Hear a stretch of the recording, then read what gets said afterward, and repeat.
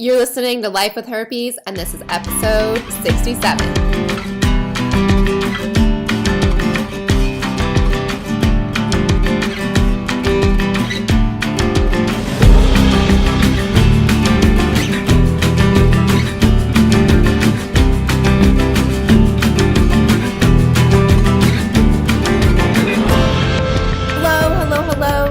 To today's episode. I am your host, Alexandra Harbushka, and you are listening to Life with Herpes. So welcome for being here, or welcome to today's show. If you're watching me on YouTube, you can see I have my beanie on, I have my down jacket on, and if you're watching this on YouTube, you can see I have super duper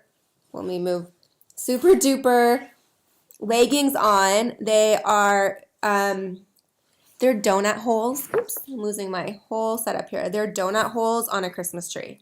How awesome is that? So you can see that if you're on YouTube. If not, if you're watching this or listening to this on the podcast on iTunes, maybe I'll put a picture up on lifewithherpes.com. Maybe I will do that so you guys can see my super duper holiday snazzy outfit.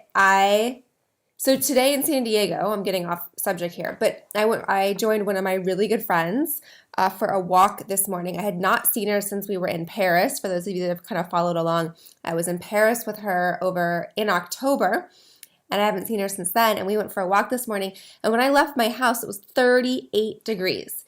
Now, I know some of you are listening, you're like, Alexandra, that's like no big deal. I live somewhere where it's really cold.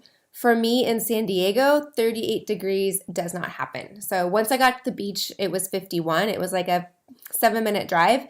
But just where I live on a golf course and I'm kind of in like a valley. So anyways, it was 38 degrees here. Actually, another funny story as I'm telling you this and getting off topic. Hope you guys don't mind. So these are my Christmas yoga pants, and so I packed him up with the Christmas stuff, and I took the Christmas stuff down over the weekend to put up the tree, and I couldn't find my pants. I was like, oh, where are they? Because it's a season, right? So this morning, I was, again, 30-something, whatever degrees. I'm in Uggs, walking around in just Uggs, trying to find my yoga pants, because I'm like, they're in the garage, or are they in the armoire? Or are they with the Christmas tree ornaments? Like, where are they? So I'm sure you guys are probably laughing. I was walking around butt naked. I was home alone. Just so you guys know, I was home alone. My husband was in Las Vegas, and I was home. So I was running around the house in my Uggs looking for my yoga pants. Okay, totally got off track. I'm just always grateful to be here with you. Hope you don't mind my little story and what's going on in my life right now. But I always love being here with you. Thank you for allowing me to be here with you. And thank you, whoever developed the internet. I don't know who you are, but it is so awesome that we can just connect, whether you are driving, whether you are flying, whether you're on a train, plane, bicycle. I love getting the comments from you guys. I hear that what your occupations are, what it is you do, how you listen to this show. So thank you. Subscribe, rate, review if you are an iTuner. It's kind of fun if you're an iTuner. Subscribe, rate, and review. What it does is it organically promotes the podcast. And what is so important about that is it will rise to the top of the heap, meaning somebody that really needs this podcast is going to find it. It makes it more visible, the more ratings and reviews. So thank you for those of you that have done it. I go in and read them. Thank you. If you've not done it, go on ahead and subscribe, rate, and review. And then if you are a YouTuber, subscribe to the channel. Wherever that is, subscribe to the channel so that you can see what's coming out and be a part of the community. On that, I will talk about the community, but you want to join the community. It's awesome. Go to lifewithherpes.com, and I will remind you at the end of the episode what the community is all about. So go to lifewithherpes.com to join our community. Now, a disclosure I always make on this is We never wanted to be a part of this community. I didn't, you didn't, we didn't. But you know what? We have herpes, and that's that. So it is what it is. We cannot change it. So come join the community that is embracing it, that is making it okay, that is educating, and just creating a sounding board for all of us, right? I learn every day. I hope that you learn every day, and it's just my hope that together we break the stigma.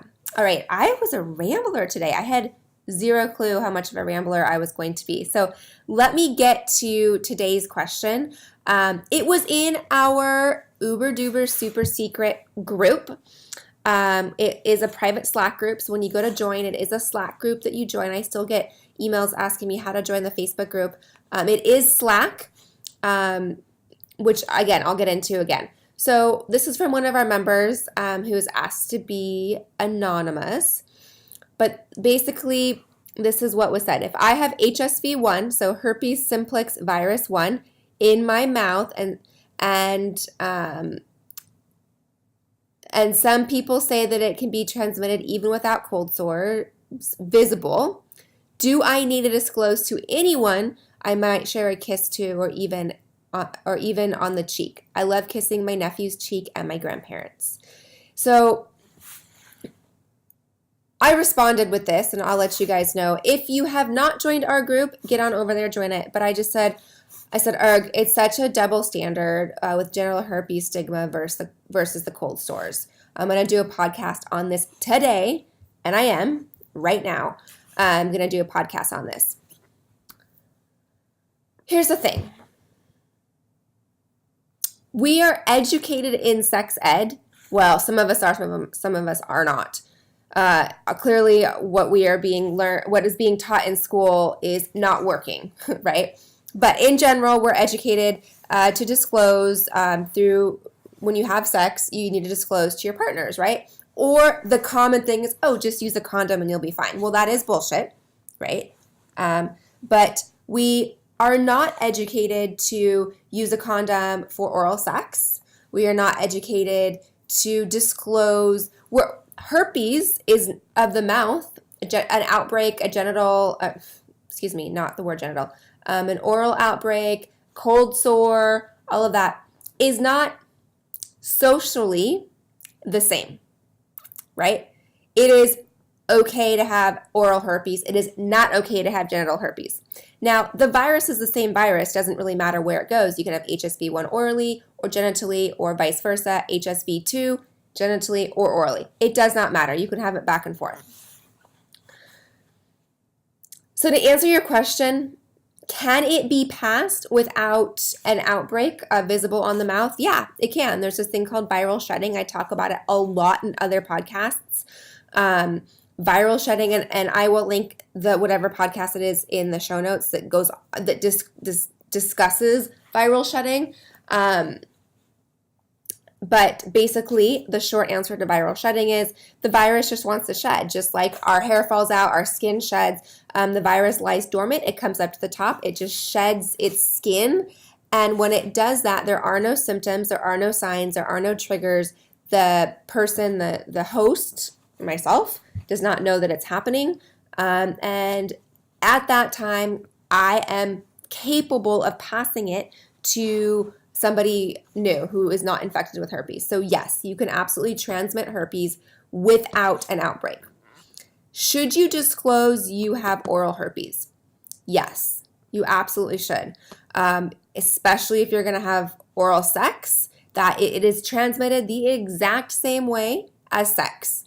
So if you're going to have oral sex and you have oral herpes, I highly recommend you talk to your partner or partners. Talk to him or her. Let them know what you're going to be doing, and you can use a condom or a dental dam for women. I go into this again in other podcasts, so I will link to you. I'll link it all for you, what all that is. But absolutely, you should disclose if you have oral herpes to that person. As well as kissing. Yeah, it can be spread through kissing. Now, again, the stigma of getting it on your mouth is not that big of a deal. Now, something I want to also disclose, I guarantee before you were diagnosed with herpes, you had come in contact with somebody with herpes, and it just wasn't your time to catch it, I guess, is kind of the way. I don't know. You just didn't catch it. So I guarantee you shared a drink with somebody, you kissed somebody, you accidentally bumped into somebody that had herpes. So you've come in contact with the virus at some point. I guarantee that. It is far too common for us to have never come in contact with it.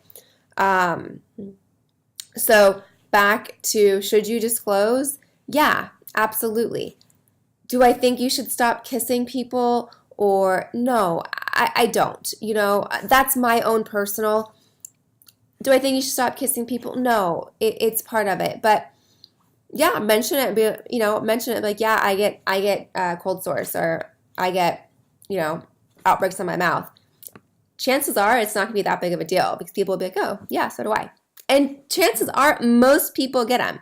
I remember when I first got oral herpes, I was devastated. I called an ex-boyfriend, and I was devastated. I was absolutely devastated that I thought, oh my gosh, no one's ever gonna kiss me again. And that's serious, right? And I called him, and he was really into science, and I think at the time he wanted to be a pharmacist. So he was really into like the periodic table and science and viruses and all that stuff. So I told him, I was like, I got herpes of the mouth. And he was like, oh, no big deal. Everybody has it. You probably could have even just picked it up from a water glass that wasn't washed properly, or maybe you picked up someone else's beer, or whatever it was. So it definitely is a different stigma. Far different stigma. That's a whole other podcast, just talking about the stigma. But I wanted to answer this question because it was in the group today, in our private group. This was a question, and I really wanted to get it out and answer it. So it is a great question. Should you disclose? Yes, you should. That is the right thing to do. Absolutely, right? Do you need to stop kissing people? No. Do you need to stop kissing people on the cheek? No. It likes the lips, it likes the mouth. If you obviously have an active outbreak, no, don't kiss somebody on the cheek or the mouth, right? But do you need to go into I almost feel like, I can't think of like an ice queen, ice queen mode, and not touch anybody, or like, Rapunzel being locked in the tower where no one can touch you. No. Okay. Should you disclose? Yes. Is it the right thing to do? Yes. Have I done it? Yes. Have I always done it? No. But have I disclosed it? Yes. In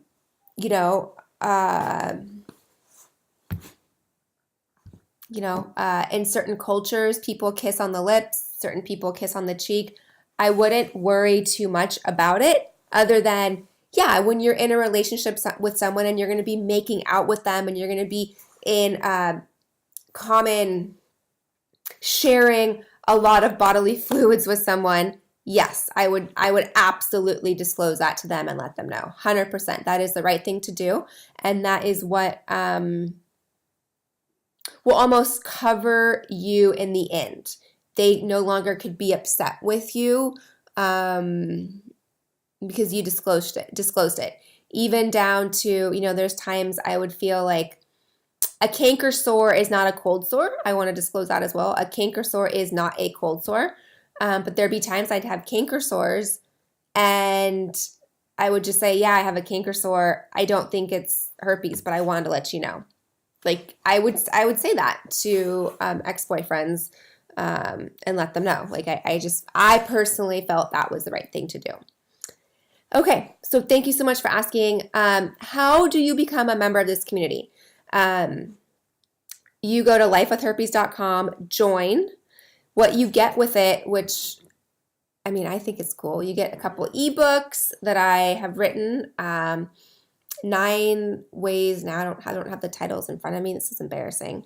But basically 9 tips, 9 things you need to know. Wait, I should really look this up, shouldn't I? I should know this. I should know it off the top of my head. I think one of them is the 5 things I wish I had known before I was diagnosed. The 5 things I wish I had known before I was diagnosed. And the other one is the 9 home remedies that I wished I had known about. So the 9 home remedies that I use. And I even reference it when I get outbreaks because I freak out too, or I forget, or I'm like, oh man, is that an outbreak coming on? Oh no, what should I do? And like I actually turn back to my own work because, you know, when you're in it, you forget. I even forget what to do when I like think I'm getting a cold. I'm like, oh yeah, maybe I should, whatever I do to prevent colds, right? I even forget that. Okay, anyways, go to lifewithherpes.com, join. You also become a member of the Slack group, which is super cool. We have a lot of communication going on over there. It is free. It is confidential. It is secretive. It is, you know, you don't have to use your name. You don't have to use your image, your picture. Very different than Facebook where it's your name, your picture, your photo, and then we can like see what's going on in your life, you know? Then you can be afraid that your friend's cousin's sister's friend who works at the Apple store might recognize you when you go in to upgrade your phone. That is not what we want, and I do as much as I can to keep it private. So just, yeah, I get a lot of great questions in there. I wanted to address them, and I'm here for you guys, right? I am here for you. I am. I completely feel your pain, literally, and I don't want you to be scared or freaked out or feel like you can't kiss your grandparents. You know, absolutely. Chances are they might even have it already. You don't know. I know my grandmother did. You know, they both get cold sores. My grandmother's passed, but she used to get cold sores. You know, it is what it is. All right. I am going to go, and I will see you soon.